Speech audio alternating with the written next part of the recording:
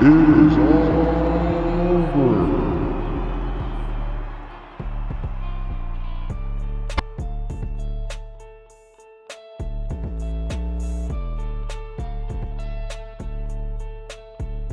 Hello, I'm Gary Cassidy, and you're listening to the Insiders Wrestling Podcast. Hello, everybody. It's Joe, and welcome to the Insiders Podcast. We are here once again with our friend Gary Cassidy. Gary, welcome to our show again, my friend. Thanks for taking the time with us today. No, thank you guys again for having me on. I always say that it's my favourite motto now is if you get asked to do something twice, then you can't be doing too bad a job. So to come on and talk to you guys for a third time is definitely an honour. And it's just great to talk to you guys again as well as a little aside from that. So thanks again. Oh, no problem, man. Thank you. We appreciate you coming on, and always love having you on and hearing your viewpoints on everything. So I guess let's just dig right in here. So one of the first things I want to ask you is, and we're going to talk about this on our show this week too, and this was something that started going a little bit earlier in the week. What do you think about the whole situation with Sting? I know that, we heard about it via the fact that they pulled one of his toys from the Mattel line that's coming out. And then all of a sudden the rumors started flying, is he out of WWE? Is he going to re-sign there? So I put out a post to our community, and I gave them a vote. I said, where do you think he's going to end up? Is it going to be back with WWE? Are they just going to give him way too much money to allow him to leave? Maybe give him an incentive by matching him up with The Undertaker, which everybody wants to see. Or is he going to go to AEW? So what are your thoughts on the Sting situation? Oh man, it's an odd one because I'm in the same boat as you guys. That's how I found out. Was I seen a post on Twitter that his new figurine had been pulled from market essentially, or from manufacture, and I was like, oh, that's a bit odd. And then the reason I saw that post, because I believe it was a company on your side of the pond, it wasn't something that would normally pop up on my Twitter feed. The reason I saw it was Cody Rhodes replied to it with the trademark gif now that he's got of the hand cupped to the ear, listening from afar. I saw that he'd replied to that. And then I actually saw a previous post, I think it was from a couple of hours before, where it was that Sting had been tweeting about AEW. Mm-hmm. I didn't take a great deal from that because when I looked, this was on the day of Money in the Bank, and I looked back and he had obviously been tweeting. It was two things. There was one post about Lance Archer saying that he would have loved to have been in the ring with Sting, which, you wouldn't take much from that anyway. The other one, I think, was just a kind of generic post about liking what they were doing there, which obviously everyone would go crazy for that. But he'd also tweeted about who's watching Money in the Bank, and in the kind of way that it didn't seem natural. It seemed like the thing an employee of a company would tweet out. But obviously there's been a lot of stuff emerging since that I believe it was Ric Flair is still under contract, but it was confirmed that Sting is not. But it's an odd one because, the contract they would have been under would have really just been a Legends contract. The same kind of thing that, the likes of Boogeyman, I think, was under until recently, that allows him to come back for little appearances. But it's mainly an image rights kind of deal. The same thing. Most retired superstars, or most kind of Hall of Fame type superstars have got. I like how I said Hall of Fame superstars after Boogeyman. That wasn't deliberate. But yeah, I think it's an odd one because Sting, he's not the kind of person that you would ever think would be a person that would be really drawn in by money. If he had been, I think we'd have seen him in WWE long before we did.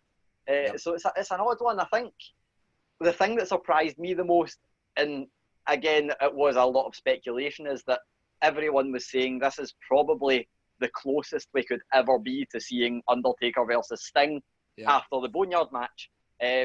But I don't know, there's been little snippets over the last few years where he has said that's something that intrigues him, and it's the one thing that he kind of wished they had done, was get in the ring with Undertaker back when they both could have put on an amazing match. But I don't know, it's an odd one.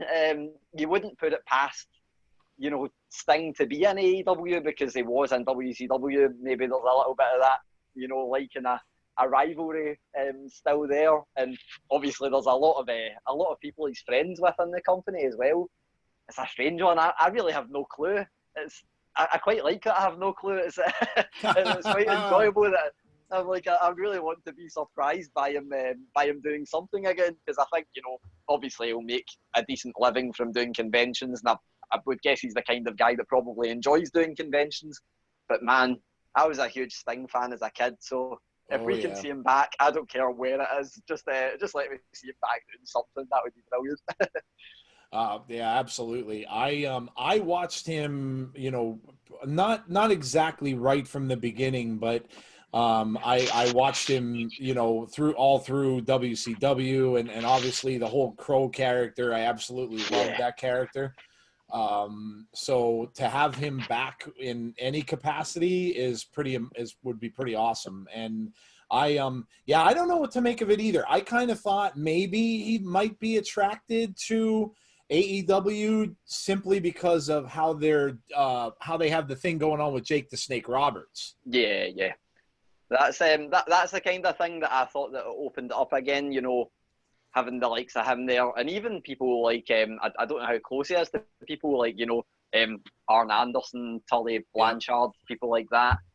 But you'd have to think that they know each other at least, and they're utilising them, I think, quite well. I do think it's slight overkill, I'll say, in terms of bringing back the big names, but I can see why they're doing it. But if Sting comes back, then I will completely take that criticism back, because I'll do anything to see Sting back. So I don't know. It's an odd one. You can't really see him in that managerial role, because he's the face paint and stuff, all the enigma and the mystique behind the character. But man, they could do it. They've got a lot of dark characters there, and just something that's popped into my head there. If I could see Sting paired with someone like Darby Allin, oh man, that's something that would excite me so much, that I would that would turn the tables in terms of right now in the UK here we can see NXT live for not free, but it's on the cable package that I've got. AEW, you have to pay a Fight TV subscription, so just by kind of proxy of it already having paid the amount, I ended up switching from AEW back to NXT. If Sting was there, and especially if it was paired with someone like Darby Allin, that would probably turn me back onto watching AEW first and NXT after it's been live.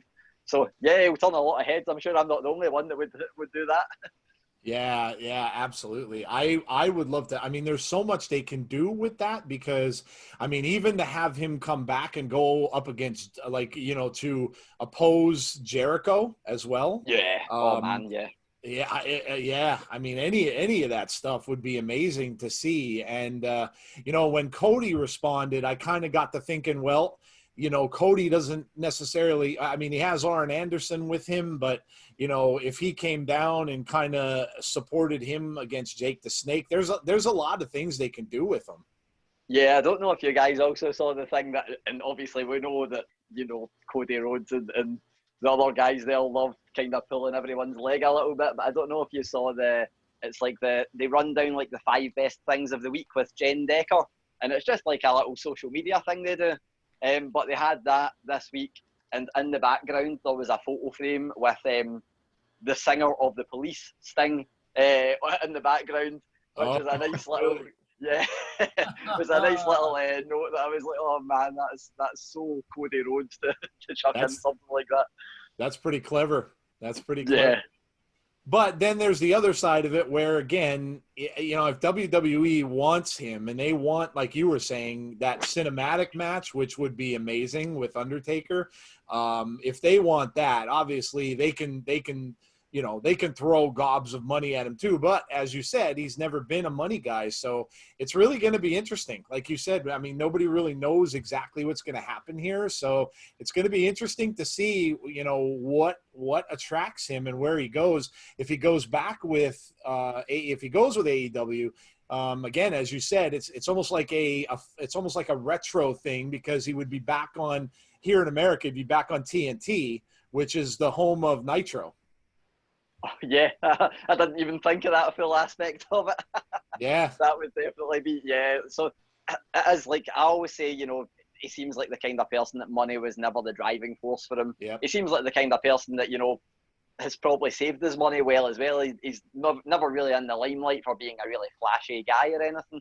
But saying that, the WWE side of it might not be a money side either. He might want to go work with Undertaker, or he might really like the idea of going and being, you know, on the opposite side again with not again with AEW, but, you know, with AEW in a kind of similar situation to what he was 15 years ago. So yeah, it'll be really exciting to see. I don't mind if we don't see him again, because, you know, he's gave a lot to the business, but the prospect of seeing him again is exciting, definitely. Definitely, yeah, I agree. Well, I know you mentioned Money in the Bank, so obviously we like to talk pay-per-views with you. What did you? I know Jeff and I loved it. We talked about that on our show. Unfortunately, that was when we got killed by Zoom. So our show didn't come out as planned, but. We loved it. We thought it was done really well. It was very entertaining. I can't think of the last time I sat and laughed through a match like I did watching the ladder matches, and just completely entertained by it. The stuff that we saw, the food fight thing, the Vince clip where they went into Vince's office, just all of the things that happened during that, I just really enjoyed. I know some of our community members, once it got to the end and they got to the roof, some of the stuff was a little odd. I mean, the fact that two people got thrown off the ledge and the announcers really didn't say a word about either one of them was a little bit strange. But what did you think of Money in the Bank? Yeah, so this is pretty good, because this is the first time I'm going to have spoken to other people about Money in the Bank and been in complete agreement that I absolutely loved it as well. For me, I think part of it might have been the fact that it was a short pay-per-view. I'm one of those people that, I'd much rather see a 5-10 minute match that will do everything it has to do in that 5-10 minutes than see like a 40-minute match that is not great throughout. So to have a pay-per-view that's really short again, I thought was brilliant. Every match for me was really good as well. I think this is the kind of thing that, you could get criticism for saying it if people hadn't seen the pay-per-view, but I really enjoyed Bayley Tamina. I thought that was a match that kind of done the things it had to do. For me, obviously, I'm biased. Drew McIntyre versus Seth Rollins, I thought was one of the best matches we see all year. Yeah, that was, and I think as well that kind of gave that direct balance in the tag team match as well, the SmackDown Tag Team Championship match. Like all the matches were good, and I think they gave that balance where it allowed them to be really goofy with the main event and get away with it, because they'd given you a half and half show. They'd given you essentially the first half being a kind of a showcase for wrestling purists, and then the second half, it's going back to the thing that I said about the Firefly Funhouse, where it acted like a loyalty reward for like maybe lifelong fans or people that have been watching for a long time, where not all of it was great. I'm not going to pretend all of it was great, but seeing people come back like Brother Love, not like Doink, because that was the one bit that I didn't like. I thought Doink looked like Frank the Clown. It's like Nick Foley's son-in-law. Frank the Clown. Yeah, he was an intern named Frank. Yeah, that's what that's what it was. He didn't even look like Doink. I mean, I don't even know what they were going for there. Like, was it just supposed to be a shock value thing where a clown popped up at? I don't know, but he did not look like Doink one bit. No, that was the one bit that I was like, and like actually when I was watching it live, I was that was one part where I looked at my phone to reply to someone, and then I looked back up and only half caught, and I was like, was that Doink? And then I saw the photo on Twitter, and I was like, oh no, it was definitely not Doink. No. But I still think things like that, aside from the Doink bit, was a rare miss in that match. But like the legends appearing. The Vince McMahon scene, obviously everybody was desperate to see Vince McMahon. I'd mentioned before I really wanted it to be the Bray Wyatt puppet, but that might have been a bit too goofy. But Vince McMahon being there, Stephanie, even though she was obviously recording it in her house and not in the headquarters, You could tell, yeah. That was a bad edit. But it still, needs must in this kind of time we're in, so I didn't mind that too much. I really liked the stuff that Dana Brooke did, and I've been saying for a while that I think she's really underrated. I loved that moment, even what made her look a bit like a fool. It was still enjoyable, and the Asuka stuff was good. I really liked it. I know that it did kind of split people because a lot of people will say, oh, you know, it was too much, you know, on the entertainment side. But I think they had to do that. If you're going to do a match where you start on the ground floor of a building and need to work your way to the top of the building, you kind of need to do that. Otherwise, it's not going to really keep your attention. I thought it was very, you know, video game-esque, and I really like things that are like that. Yes. Even the walk-ins, you know, the entrances, I thought they were brilliant. So yeah, it's for me, I think it probably is one of my favourite, maybe my favourite Money in the Bank match, definitely. And I think a lot of surprises. The one thing, like you said, was the people getting thrown off the roof. One odd bit to that, I had my volume turned way up, and you could hear literally the second after they were thrown off, them hitting something.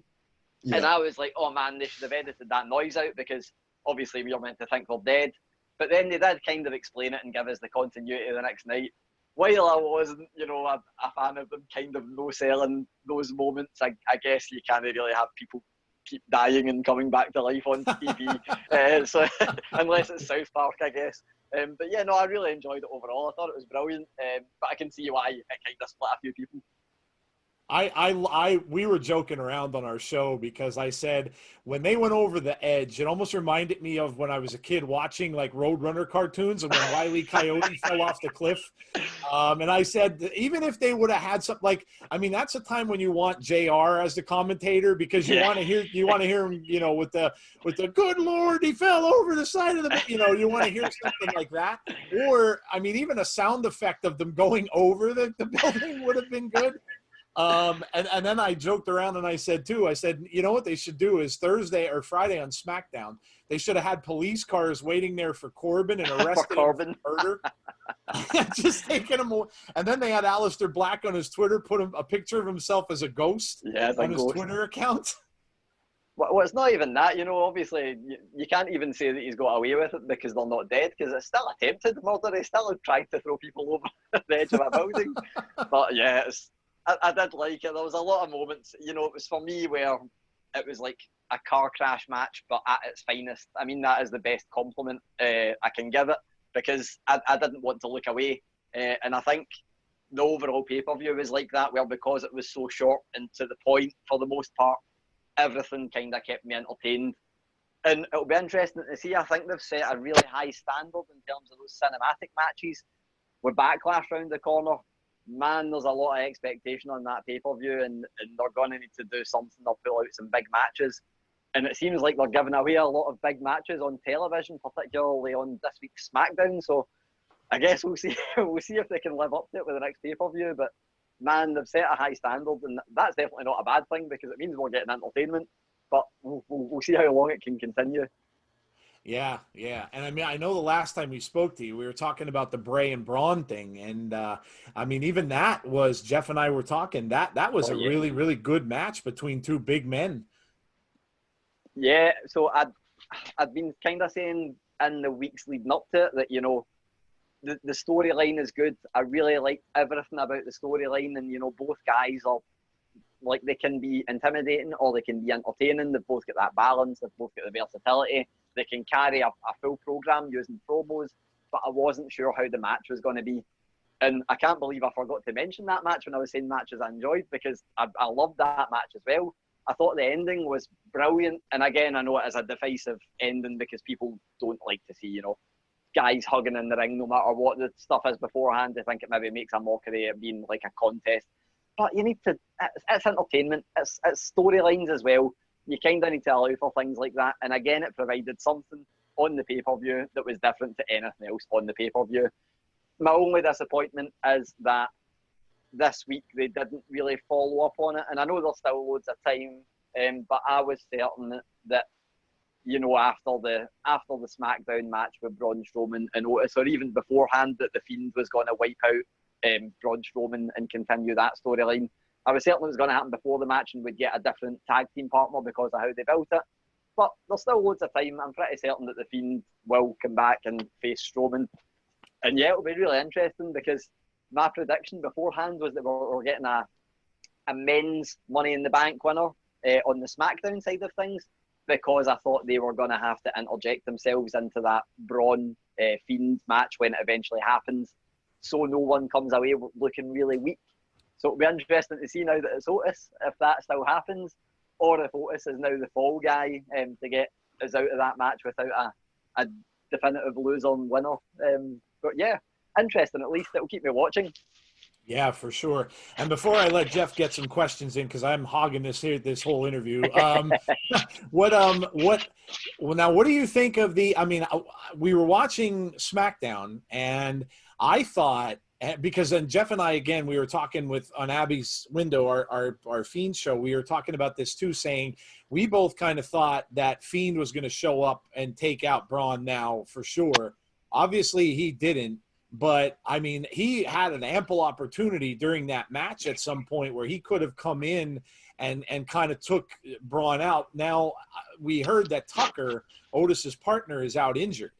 I don't know if you heard that, but we've heard that that's the case. If that's true, maybe they changed up plans here, and I wonder if there might be any situation where the Fiend would take Braun out and then Otis would cash in and take that title.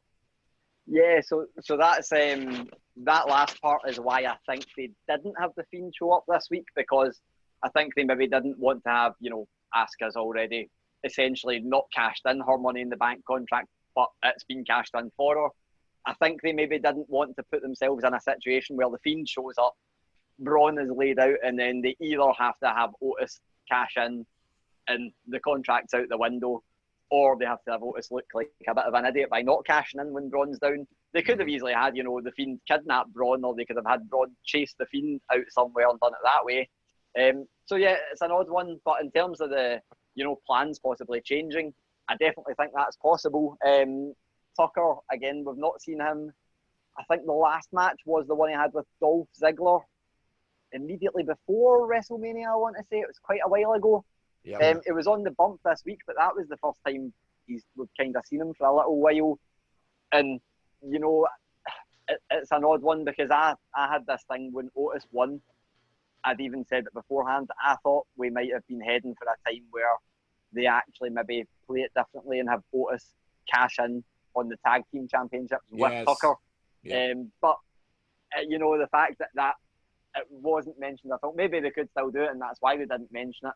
But it seems like they keep saying, he's got a chance to be the next Universal Champion. But you never know, they could easily have him, do the thing where he's like, Tucker's been so loyal to me through the whole Mandy situation that I'm going to use this case to cash in for the tag team championships. But it's a really odd one. I think the strange thing is the dynamics of this. Who'd have ever thought we were going to get, a main event picture that had Otis, Braun Strowman and Bray Wyatt in it? That's definitely not something I expected. I'm not complaining. They're all great, entertaining guys, so we'll see how it goes, but I definitely didn't expect it. I agree. Well, Jeff, man, I'm sure you've got some questions, so I'm giving the floor to you, buddy. Go right ahead. All right. So obviously, we got Otis as Mr. Money in the Bank, and then we get Asuka, who we find out not only was Miss Money in the Bank, but now she's the Raw Women's Champion.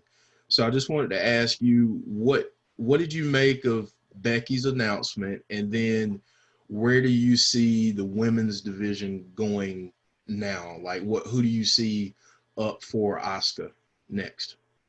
Man, the Becky announcement, I think that is, and it's already kind of proven to be, but I think that's going to go down in history as like a groundbreaking Raw moment. Obviously for the face value of what it was, where it was someone who's held the title for, such a long time, relinquishing it in that way. But also the fact that, purely from an outside the ring human aspect, I think a lot of people who don't watch wrestling would have watched that and felt emotional at some point. But also, from a career standpoint, there's always been a stigma around women taking time out from wrestling to have kids and stuff like that. So I think it is going to be a really groundbreaking moment when we look back at it. And man, the SmackDown package they showed was, they framed that perfectly. That was incredible. But in terms of the women's division, it's an odd one, because I always say this, well, as much as Becky Lynch is definitely a loss to WWE in terms of not being there, because she's got such a huge fan base, and you know she's been the figurehead at the top, and not just the women's division, of putting that in inverted quotes, because she has been like probably their top superstar for the past year. So it is obviously a loss. I'm not going to say it's fine, somebody else will step into her place. But in saying that, it does give someone a chance to step into her place. I don't think anyone will maybe get as organic a fan reaction and become as massive, a mainstream superstar as she has. But Asuka has definitely, she's worked very hard and become very entertaining. I'd been saying it where I think, the loss to Charlotte, where she lost her streak, was probably the best thing that happened to her, because we're now seeing a much freer, a much more entertaining Asuka than we've ever seen. And I think we wouldn't have seen that if they hadn't have, took the streak off her at that point. I feel like everybody's now behind her, definitely. And I quite like it. The only thing about the segment that I wasn't a fan of, and I say this, but there is a kind of, and I know why they had to do it, was Becky coming out with a briefcase. I think her not coming out with the title and then calling Asuka to the ring might have been a better way of doing it. But at the same time, they done it nicely where they flipped the switch where Asuka came out shouting at her, and then obviously it ended with a very emotional moment. But I think they do need to keep Asuka face. That's the main thing. I think they need to keep her face at the top, because people are so entertained by her right now.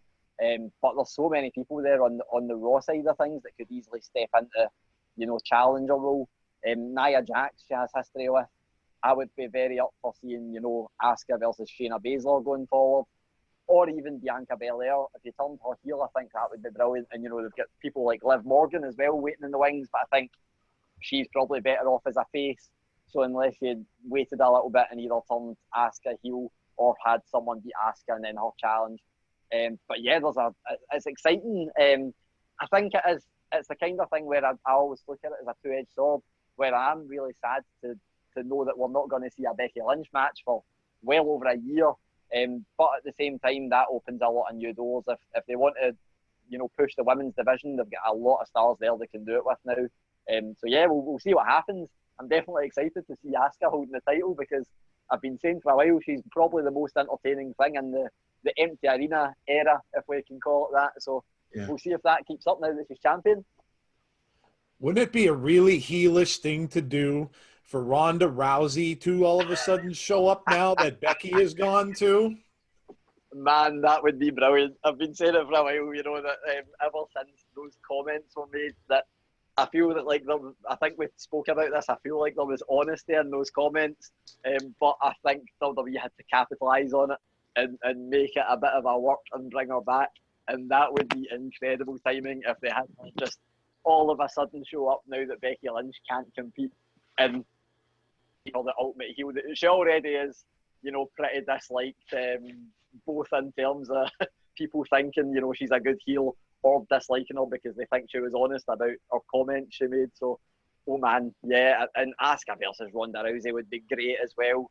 Have that, or have, Shayna Baszler versus Rousey. I would absolutely love that going forward. So, yeah, there's a lot of exciting options. I think that's the thing about WWE's women's divisions. I think, if you segment them into three, they're all very stacked. Like Raw, SmackDown, and NXT have all got amazing women's divisions. So they've got a lot of options. That's one thing. They've definitely got a lot of options. For sure. Yeah, they definitely do.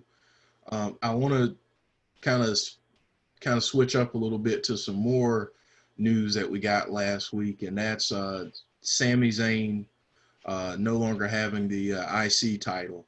What do you think of the bracket, I guess, of the guys that they have competing for that? And what did you think of the news when you heard about Sami Zayn relinquishing the title?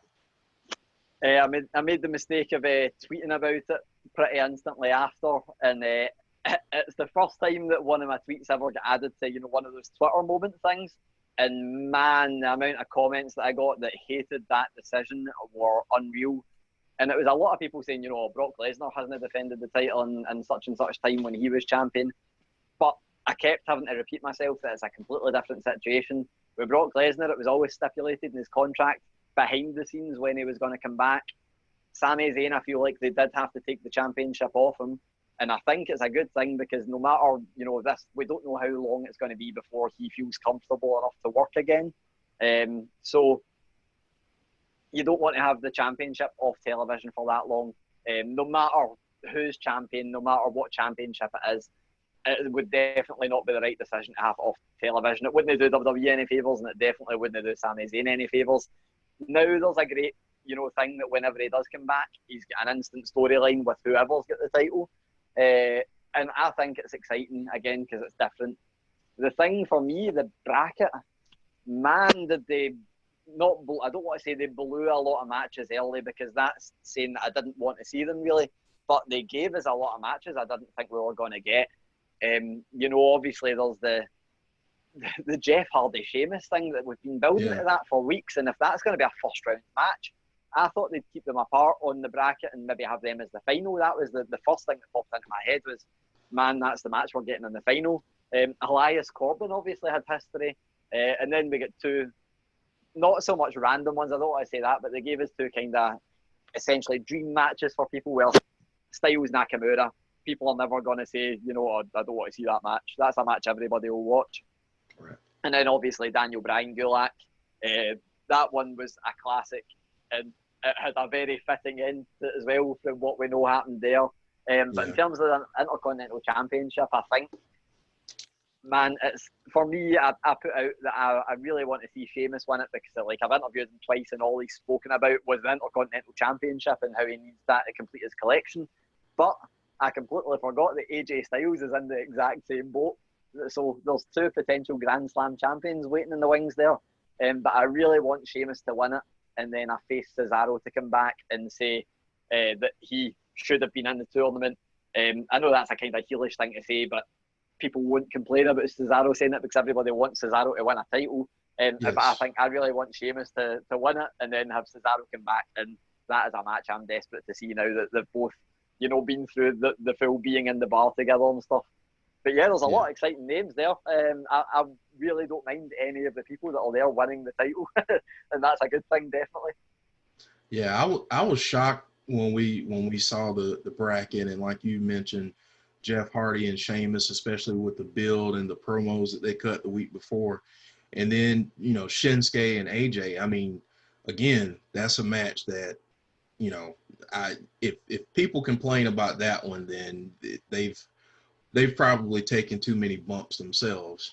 But yeah, and to echo what you said, the Drew Gulak Daniel Bryan match, that was such a great match. I mean, to get that match on an episode of SmackDown and not a pay-per-view was just, it was phenomenal. And like you said, now that we know that Drew Gulak's contract expired and he's no longer with the company, just those last moments of them shaking hands and doing all that, that was just what an ending to that. Yeah, that's the thing that, it's slightly hyperbole when I say, there's no better way to go out, because obviously winning a championship at WrestleMania and then retiring the next night would be a better way to go out. But given context, not everybody could do that, and that's probably the perfect way to go out. That, the way for Gulak to go out, given the storyline they've had, given the fact that it was Daniel Bryan, and given the match they had. The only disappointment is, I don't play this card often, but I'm going to do it now. It would have been much better with a crowd there. But at the same time, the crowd wouldn't have known that he was going to leave, so it might not have got the reception that it deserved. I think it's one of those really poignant moments where, looking back, it's like, oh man, it just kind of, it gives you happiness and sadness at the same time. And I think those are the best moments in wrestling, especially. Similar to the Becky Lynch one, that is, that's obviously a high comparison to make in terms of completely different situations. But it does give you, a little happiness with a little twinge of sadness. And the Drew Gulak one, it just came out of nowhere. I don't think anyone expected it. There's always these things where, contracts are coming to an end and stuff like that. But it always seems like there's a signing made, and then, the person will either get released further down the line, or they'll stay with the company. The only time I've really seen a contract ending recently was, I believe, the Revival ended up buying themselves out of their contract. So not even that, it would be a way back to Dean Ambrose, obviously now John Moxley, and that was a really bizarre situation as well. But yeah, it was really odd, the Gulak situation, and even odder is the fact that, you know, they did use him in that role, knowing that his contract was coming to an end. Maybe they thought he was going to sign. Maybe that was, you know, kind of taken for granted. But now he's leaving hotter than ever, I would say. I think Drew Gulak is at the peak of where he's ever been in WWE, even when he had a title. He's now hotter than he's ever been, and he's free to go anywhere and do anything he wants instantly. So it's a really odd situation. Yeah, it really is. And, maybe I'm wrong, but I think he shows up on a certain show next weekend. I think that's definitely a kind of safe bet, and I think he would be a nice person to pair with a certain tag team. I think might show up there as well that we just mentioned there briefly. Yeah. So the other thing I wanted to talk to you about is you've been a very busy guy recently, doing a lot of interviews. And we've been keeping up with them. So, you've spoken to quite a few of the former WWE superstars at this point.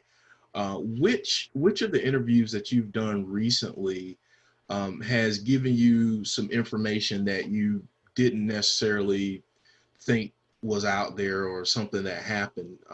Which interview was the most insightful that you would say? Oh, that is a tough one, because there's definitely, like, every one of them I've taken something away from. The one that I'll mention is an honourable mention, because it's not someone that's left, was Matt Riddle. And that is, I've said it before, that Matt Riddle, if you ask him a question, you'll get an answer, and he will not try and sugarcoat the answer. So he told me a lot. I always say when you're doing any kind of interview with like a bigger name, you need to take your chance. You need to ask the question. The worst comes to worst, you either get, palmed off, or you get an answer that doesn't tell you much. Best case scenario, you get a great answer. And he was telling me about, asked about the rumours of the backstage heat that he had, supposedly. And he was telling me about how he does have heat with some people backstage in WWE, but not the people that are writing his checks, like Vince McMahon, who he said he was in Vince McMahon's office, like, just before this started. But everyone that's left WWE that I've interviewed recently, man, I need to commend them on their honesty as well. From Deonna Purrazzo outright saying she wants to sign with AEW. She very much issued a come and get me plea to them. MJ Jenkins did the same. And man, Lio Rush, I interviewed him back when he was, on a brief hiatus from WWE, and he did kind of tell me as much as he could, but he didn't want to burn bridges because he was still contracted to the company. This time, he was very honest. They spoke about how, he had quite a good relationship with Vince McMahon, but him and Triple H clashed a lot, and it was something he struggled with because he was a massive Triple H fan growing up, and he had to, separate himself from that admiration for Triple H to working with Hunter, and he kept saying Hunter or Triple H, depending on if he was talking about his fandom for him was Triple H, or the stuff he wasn't getting on with, it was Hunter. That was great.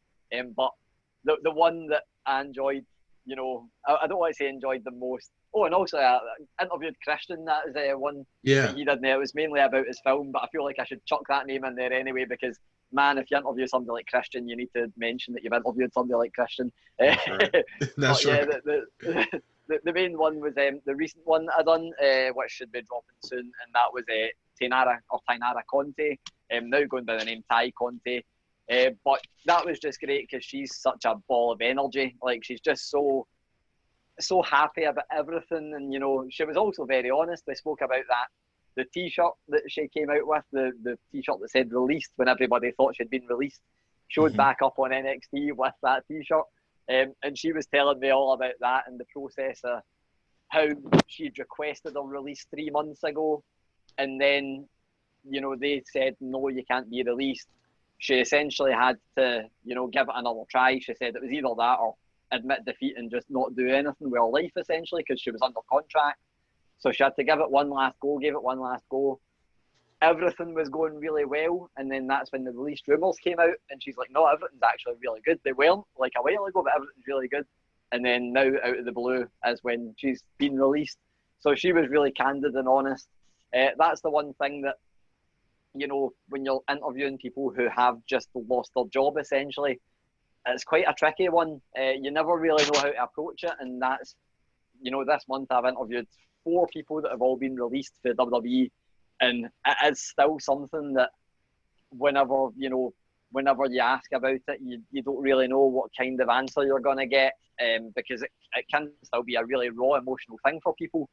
But everybody was nice and honest, and I think everybody was overall really optimistic as well. The only person that, you know, wasn't optimistic about wrestling was Leo Rush. He essentially said that he thinks he's retired now. He thinks he's going into music full time, which, you know, he's brought out an album that's been received pretty well, but he's at 25 years old. That's a big loss to wrestling. Yeah. Everybody else is desperate to go elsewhere and wrestle elsewhere. And, you know, there's a lot of options out there. We spoke about Drew Gulak. We spoke about the Revival. Man, we could see a lot of people turning off a lot of different places, and that's always exciting.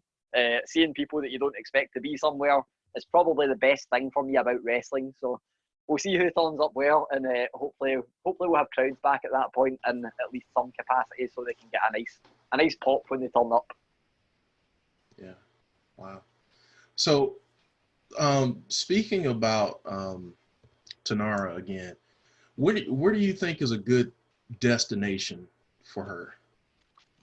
Annoyingly, the place she told me she wants to go is not somewhere that I watch a lot of the product. The one place she said she wants to go is Japan, and she was very, very, you know, it wasn't like ifs, buts or maybes. It was, I want to go to Japan, because she's got a really big judo background, and she said, you know, even before wrestling was part of her life, Japan was always the place she wanted to go. I think, you know, she's got such a good look, and she is really legitimate in the ring. Even though we didn't see a great deal of her, every time I'd seen her, I was like, man, I've seen like a little spark of potential there every single time. And she's great on the mic, despite English not being her first language. She's incredible on the mic. Mm-hmm. I really, really, really wanted to see her going to somewhere like Impact. I think she'd have been great in AEW. I think she'd have been great in Ring of Honor. But, you know, I'm kind of beating the drum that I really want Fiona Perazzo to be in AEW, so I don't want to overcrowd their women's division. They're just starting to build it up to be something I really enjoy, so I don't want to throw everybody in there. I think Tainara Conti would have been an incredible acquisition for somewhere like Impact or Ring of Honor, even NWA Power. Essentially anywhere. Anywhere is what I'm saying, apart from Japan, because I don't watch much in terms of Japanese women's wrestling. Even New Japan, it's on at a really awkward time for me to watch it in its entirety here, and they obviously don't have a predominant women's division. So yeah, it was a sad answer for me, but it was nice because she seemed really passionate about it, so I hope she does get to go there. But I would like to see her a few other places in America first, so that we can see a little bit more of her before she goes there. Yeah, absolutely. Yeah, I think I would love to see her in Impact or selfishly NWA, because you know, I really love what NWA is doing, and they have such a talented roster of women. And the first thing I thought of was her versus Camille. Yeah, would be incredible. Like, that's something that, even having not seen much of either women in the ring, I just think both of them would be an incredible rivalry in terms of, you know, their characters, and you know, the little that I've heard both of them, you know, in terms of promos, that would be incredible. Yeah, I agree. I would love to see her there, and but you know, then again, I mean, Impact has such a great women's roster as well, so I really think either one would be phenomenal for her. I know a lot of people look at all the releases and they look at all these people and, you know, where are they going to go, and automatically some people just say, well, I really want to see them at AEW. Well, that then you get into the same boat that you did with WWE, where you have them just on a roster and there's only so many slots for people to fill, and then they get lost in the shuffle again. So I want to see all these men and women who've been released go somewhere where they can actually get the spotlight that they deserve and be able to shine like they should be able to. Yeah, definitely. That's the one thing that I think, you know, AEW, everyone is pitching every single released wrestler to go there. But if they go there, not only have they got the most of the AEW roster to try and get over, or get over before, but they've got people like Matt Hardy, Chris Jericho, you know, the people that they've already been losing opportunities to in WWE over the years. So it's a bit of an odd one where, I feel like it is this thing that people always say, you know, AEW, because it is the hot new thing, people want people to go there. For me, I think Impact Wrestling's roster is great right now, but there's definitely a couple of slots there that could be filled in terms of, you know, people like EC3 returning. Obviously, we don't know what the situation is right now with Drake Maverick. It seems like he might still be in WWE. But people like EC3 would be amazing at Impact. Rusev, obviously, people want him to go to like Japan and AEW. But I would like him to take a little whirlwind tour and go a few places. And the Revival, I'm desperate to see an Impact, because I think Impact has got the best tag team division probably in the world right now. But yeah, it's an odd one. Obviously, people say AEW, but there's so many options out there. And so many, obviously right now there's not many indie promotions running shows because of what's happening. But when that gets up and running again, man, there's going to be enough talent to go around everywhere. So might as well share it out a little bit, I think. Yeah. There's some of the pieces that seem to fit in certain places. Like I would love to see, I mean, AEW, obviously Rowan would fit really well there because his ex-partner's there. And if he came in and joined the Dark Order, it would kind of make them more formidable. So there's pieces. I'd love to see Rusev personally, and we talked about NWA. I'd love to see him in NWA because honestly, he could go in there and fit right in with that. You know, if he wants to be the Bulgarian guy again, or that character could fit so easily into that promotion. So I mean, yeah, it just seems like but I agree with you guys. I don't think that, I think automatically everybody thinks, oh, they're going to AEW. Look, I get it. AEW's got a billionaire owner, but they're not going to shell out tons of money and get everybody. No, it would be that, you know, if anyone has learned anything from WCW, and AEW is the one place that should learn something from WCW, then that is the one thing you don't do, is just throw money at people to get them on board for no reason. Because inevitably what happens is what happened with WWE, and you release 35 people in the space of a week. So it's definitely not and that's, you have to say that obviously there are people that will fit in AEW, and you'd have to imagine that they will land there, but definitely not everybody. If you think adding like 25 to 30 people to one roster, it is definitely going to harm it rather than benefit it. Yeah. No, I definitely agree.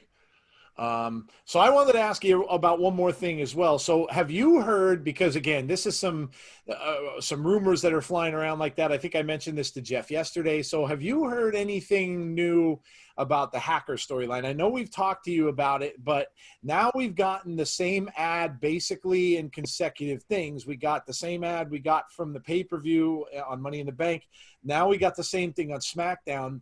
And I mean, I've read in a few places now, and I said this to Jeff yesterday, that now I'm hearing that they're thinking of trying to elongate this and maybe not debut this until they find out when the fans are coming back in buildings and stuff like that. Even in some capacity, if it's a performance center where they're going to allow in, 50 fans, they're waiting to do it then, because apparently now that they're saying that this is going to be like a Nexus type thing where they think this is going to be really, really big. Have you heard anything new about it? I am more confused than ever before about the hacker storyline. Man, I'm so clueless about it, because I think the same as what you said there. Definitely, I feel like they've decided that now is not the right time to do the reveal. I felt like we were going to get quite a quick reveal because, before Money in the Bank, they showed the passcode, they showed, the performance center. Yeah. It seemed like something was going to be happening that was a lot bigger than what did happen there. And I don't know if that got pulled, if maybe other stuff got pulled, and that might be why Money in the Bank ended up such a short pay-per-view. But it's an odd one because, that package beforehand, it showed a very specific place that is 20 minutes drive from where I live. A tiny place in Glasgow called Cowcaddens that most people in Glasgow haven't even heard of this place. It's that small, like a minute place just outside the city centre that no one's heard of it.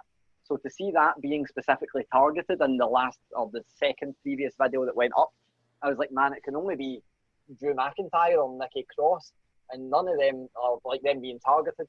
And none of them really fit in with who would be targeting them. So I was, I think I've been very vocal in saying I'm certain Mustafa Ali is part of it, but I think it is a faction.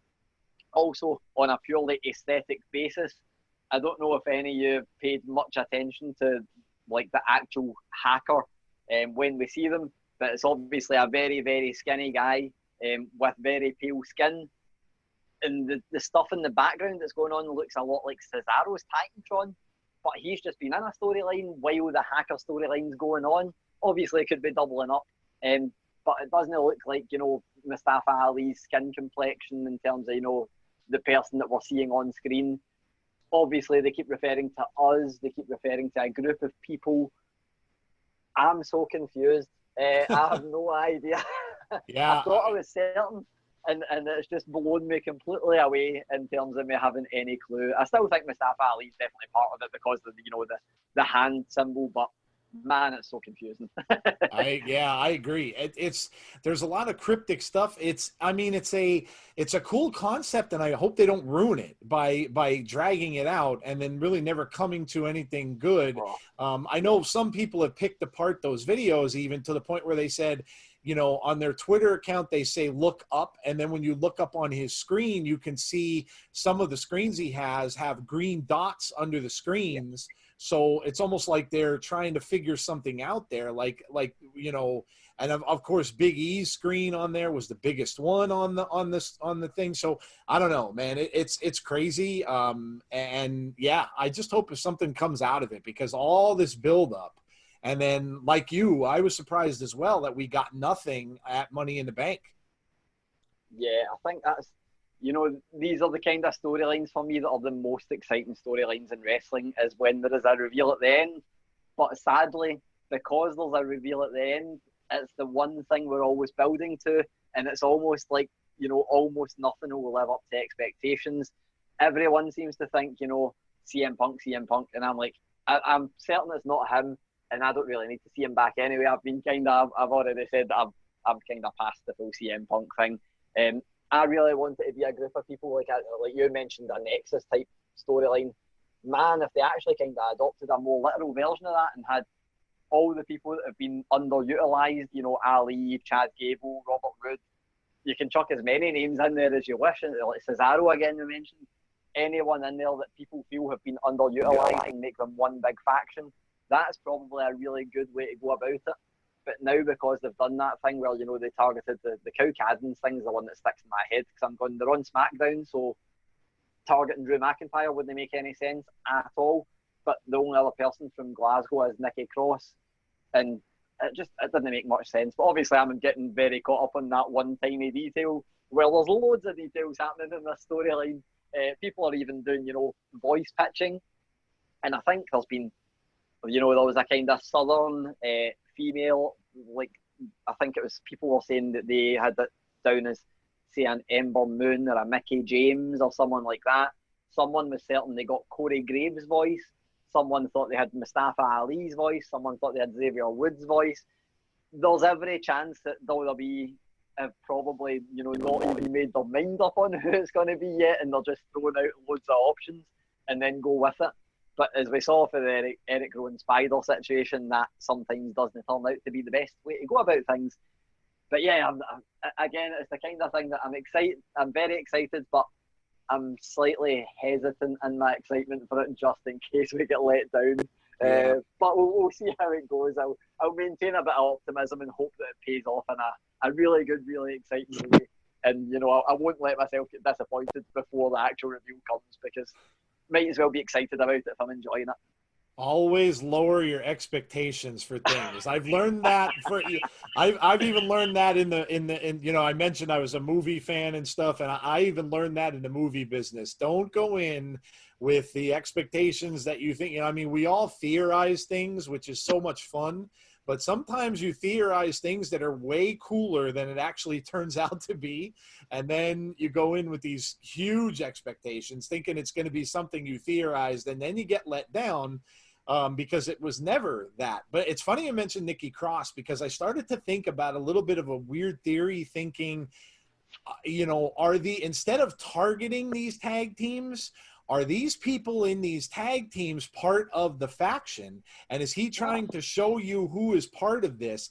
And then I'm thinking to myself, well, it would devastate the tag team division because you'd split up all of these tag teams. But then I'm thinking, I don't know, that might actually be pretty cool that they're all kind of undercover agents and they're working for this new faction, but yet they're still in their respective tag teams.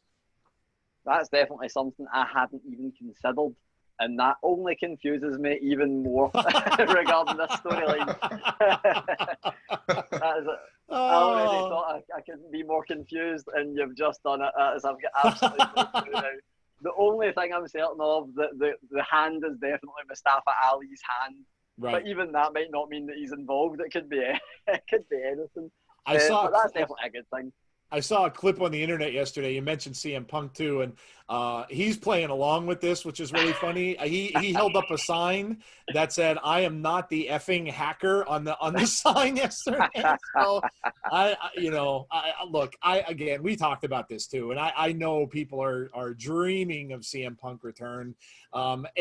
It's not, even if it's going to happen, they're not doing that until they get crowds in the building. It would make no sense to do that without fans in the building. No, definitely not. And I think, you know, I don't think that this is the storyline to do it. I've got no doubt that no matter how they do it, it will get probably the biggest pop ever. And, you know, it would be nice to have people actually chanting CM Punk while CM Punk is in the ring rather than when everybody else is in the ring, which I hope is something that stops after all this ends anyway. But yeah, I'm so past the CM Punk return thing that I'm like, for me, I think people now want him to return mainly because they've hyped themselves up so much about him never returning, and it is just this wanting the unattainable thing rather than actually wanting him to return. But I know that he was a massive star when he was in WWE, and, you know, he did have a lot of fans.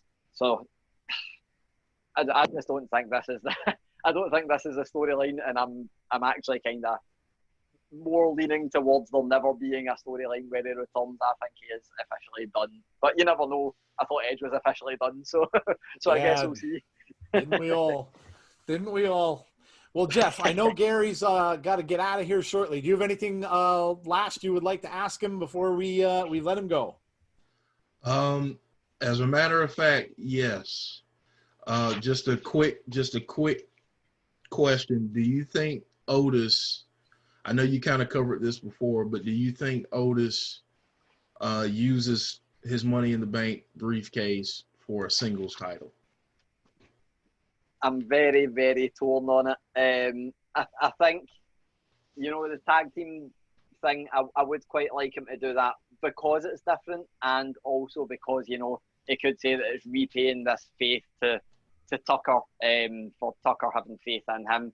But at the same time, if you look at it for a kind of sensitivity aspect, the fact that they've addressed this guy, and he addressed it wonderfully last night, that he grew up with learning difficulties, and I thought they shone a spotlight on that really well, where I hated the segment, but in the best way, where I hated it where, you know, they were fat shaming him, they were kind of not making fun of him, you know, him for growing up with learning difficulties as such, but they were kind of poking fun at him. But he was such a confident guy where he was, you know, giving it if you've got it, flaunt it about his body, and he was very open about the fact that, you know, nothing made sense to him in school, but wrestling made sense. He's done, if there was a crowd in that building, man, they would have been on his side, and it would have been absolutely incredible. And I know I keep going back to this crowd thing, which I keep saying I'm not going to do, but I don't think they can now have him not cash in on the world title. I think it would. It's an odd one. I don't want to say a missed opportunity, because I think I'd rather he cashed in. I'm not sure if I'd rather he cashed in successfully on a different title or unsuccessfully on the world title. there is really a part of me that wants either Dolph Ziggler or Mandy Rose or both to cost them the briefcase. And I know that's the most heartless thing ever, but I think that would really properly establish him as, you know, the way we all thought of Sandow, Damien Sandow, and, you know, anybody that's ever, you know, lost the cash in, apart from Baron Corbin, people didn't really seem to care too much about that, because he was a heel, I guess. But if he loses that case to someone like, you know, if Dolph Ziggler costs him the cash-in attempt or something like that, everybody's going to be absolutely gutted, and everybody will be absolutely, like, they'll be angry, very angry about it. But that could be the thing that sets Otis up for his entire career as being a fan favourite. Obviously, I'd like to see him win the World Championship because it'd be mega different, but I don't know how sustainable that storyline would be. I think, you know, the Jinder Mahal thing, while it was good, it might not, you know, the Jinder Mahal thing got very stale for a lot of people. I wasn't one of them, but I know that a lot of people really started to not enjoy wrestling because he was the champion. Otis could have the same effect and it could be detrimental to him. I'm very torn. I'm really not sure. He's the one person that I didn't bank on winning the contract at all. I thought it was a complete write-off, and I guess that's what makes it good. But yeah, I'm not sure. I think I want him to cash in on the main, you know, on the Universal Championship, and I think I want him to lose the match. And that's probably the first time I've said that about anyone. And I don't mean it as, you know, because I don't want to see him as champion. I just mean it because I think it will set up his career to be an absolute star and to be a fan favourite, which it probably would be anyway, but it will set him up to be a fan favourite for years to come. So, controversial opinion from the end on there, but I'll take the hate that comes with it. I think I've defended it a little bit in a way that people might understand. Absolutely. Oh man, love it. Listen, we know you got to get going. So before you go, I know, you know, if anybody doesn't already know, tell our guys, any new listeners we might have out there, where they can reach you on social media and where they can find your articles and such. Let them know before we take off. Yeah, well, sadly, it's starting to play out like the same old story every time, and this is going to become a running joke where I'm still not at Gary Cassidy on Twitter, sadly. That guy's still not giving up that handle at all. So I've just got used to it. I'm on Twitter. If you search Gary Cassidy, I'm probably going to be the first one that comes up because the guy that's got the handle doesn't really tweet much, annoyingly. So yeah, if you search Gary Cassidy, I will most likely come up. But it's Conscious Gary. It's CONSCIOUSGARY. I'm on there, always tweeting about wrestling, for better or worse. Taking a lot of criticism for always tweeting about wrestling, but I'm going to keep doing it anyway.